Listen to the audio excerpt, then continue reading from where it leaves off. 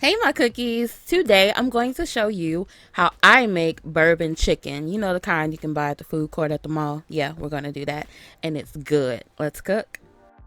Of course, we'll need chicken. I'm using boneless, skinless chicken thighs. You can use breast if you like.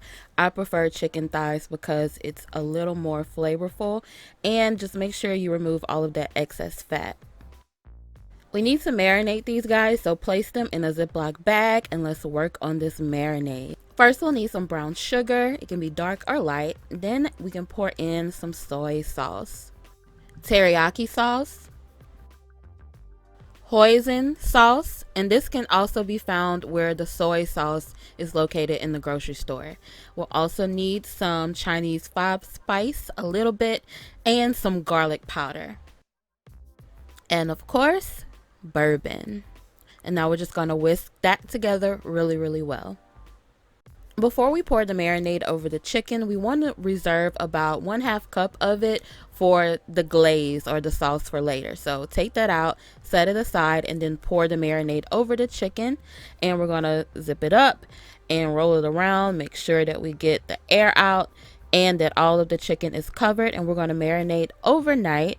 But if you don't have that much time, just make sure you do it for at least 4 hours. After that, take that reserved marinade we had left over and add in some granulated sugar and some chicken stock and give that a stir. And push it back off to the side.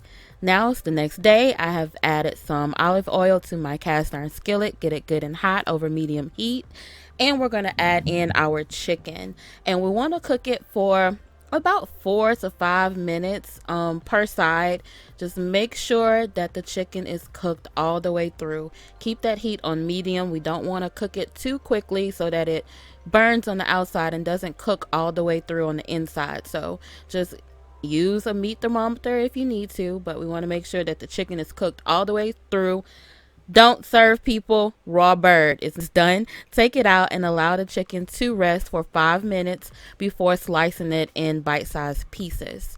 Now we're going to take in that same pan the remaining marinade that we had left over, pour that in and bring it to a rolling simmer.